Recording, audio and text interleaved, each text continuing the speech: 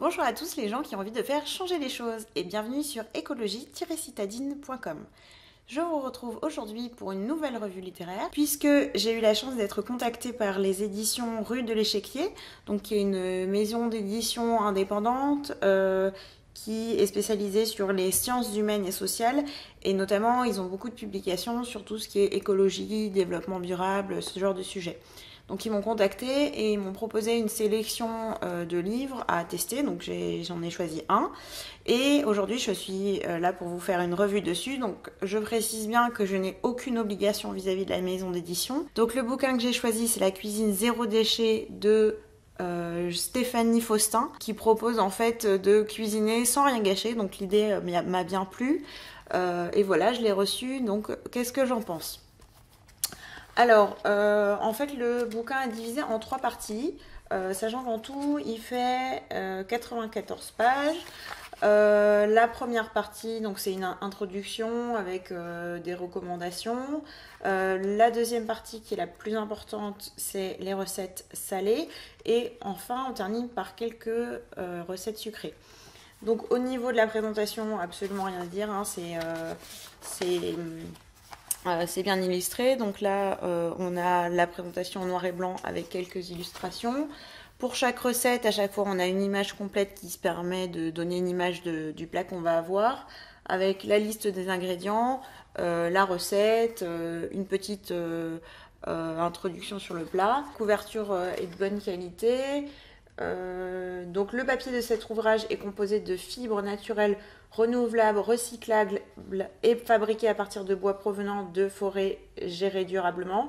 Alors bon, c'est toujours un peu le truc dont il faut se méfier parce que c'est facile de dire que ça vient de bois provenant de forêts gérées durablement.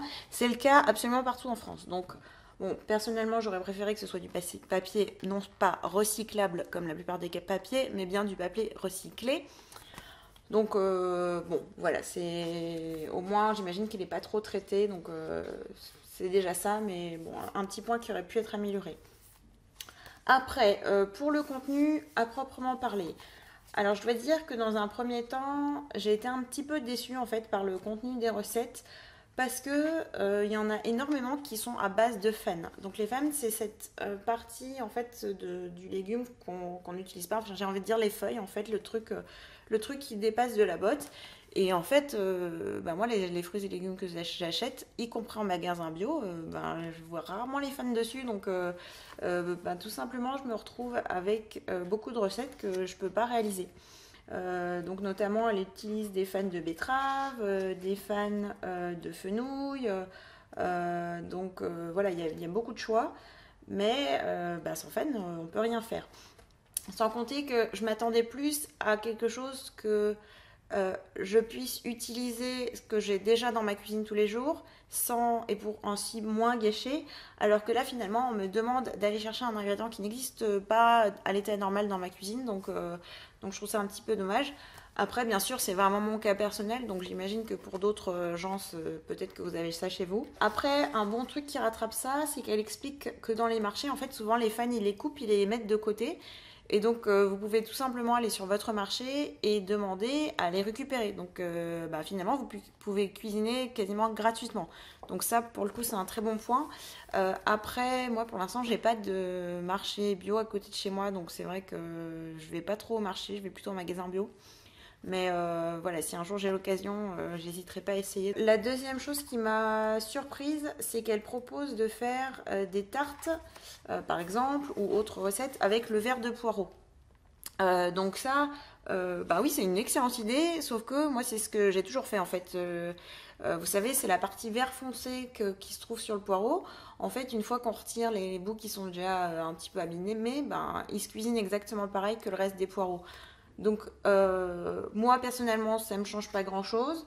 Après, pour les gens qui ne savaient pas qu'on pouvait utiliser cette partie, là, pour le coup, ça fait une grosse différence, donc c'est bien. Les recettes sont végétariennes, donc ça, c'est chouette. Une autre recette, par contre, à laquelle je n'avais pas du tout pensé, qui m'a beaucoup plus emballée, c'est un velouté de feuilles et trognon de chou-fleur au curry et lait de coco.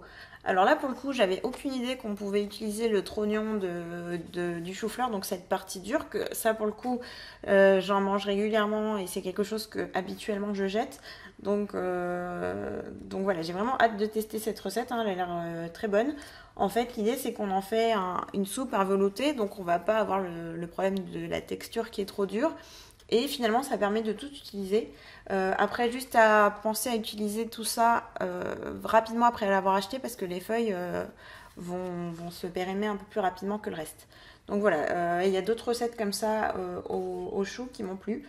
Donc je pense qu'il y a quand même quelques petits trucs à faire là-dedans. Moins que ce que j'aurais imaginé, mais voilà. Par contre, où ça rattrape complètement, c'est le côté, l'aspect recette sucrée. Alors là, franchement, c'est super génial. C'est exactement ce que j'attendais. On a par exemple une recette aux écorces d'orange confite. On a une gelée de trognons et d'épluchures de pommes. Donc là, pareil, c'est un truc que je mange régulièrement. Pareil, on a une recette avec des écorces d'orange séchées. Là, ce que j'ai trouvé génial, c'est le sucre parfumé à l'orange qu'on va faire à base justement de peau d'orange qu'on va réduire en poudre, mélanger avec du sucre. Donc là, je trouve que c'est vraiment une super idée. Ça permet de parfumer les recettes. Les gens qui font du compost, souvent tout ce qui est peau d'agrumes, on peut pas les jeter parce que ça acidifie le sol. Là, du coup, c'est un excellent moyen de les réutiliser. Voilà, ça c'est top. Pareil, poudre de vanille en utilisant toute la gousse et pas seulement ce qu'il y a à l'intérieur. Muffins aux peaux de banane et pépites de chocolat. Alors ça, c'est vraiment super. Pour être une grande amatrice de miam aux fruits, je mange assez régulièrement des bananes et la peau, je l'ai toujours jetée. Je vais pas toutes vous les faire, hein. Il y a aussi pas mal de choses avec du pain rassis comme on pourrait s'y attendre, d'autres choses à la peau de banane. Donc voilà, la partie recette sucrée, elle est vraiment bien. Il n'y a pas trop d'ingrédients, ce que je reproche un petit peu aussi dans la partie salée. Ah oui, tourte salée aux blettes. Alors, pour avoir vécu à Nice plusieurs années, la tourte aux blettes, c'est vraiment un pur délice. Je vous la conseille très fortement. Donc là, j'étais super contente de la retrouver ici. Donc au final, je suis quand même assez contente de ce bouquin, surtout pour la partie recettes sucrées. Donc il coûte 12,90 €, il est tout fin. Si vous avez l'occasion, il est quand même pas mal, je pense que je le recommanderais quand même. Plus si vous avez des marchés bio à côté de chez vous et que vous pouvez récupérer des fans. Alors là, allez-y les yeux fermés, vous avez largement de quoi faire. Voilà, je vous mettrai le lien bien sûr dans la description si vous voulez acheter le bouquin. Je vous mettrai aussi un lien vers le blog de l'auteur, hein. Je pense que c'est comme ça qu'elle s'est fait repérer. Elle a un blog qui s'appelle Tomates sans graines. Donc voilà, pour la personne qui, je crois qu'elle fait des recettes aussi avec les graines de tomates. C'est tout pour aujourd'hui, j'espère que ça vous a plu. N'hésitez pas à mettre un petit pouce si c'est le cas. N'hésitez pas également à vous abonner en cliquant sur le bouton ci-dessous pour pouvoir être mis au courant de toutes les prochaines vidéos qui seront parues sur la chaîne. Je vous dis à très bientôt, bonne journée, au revoir.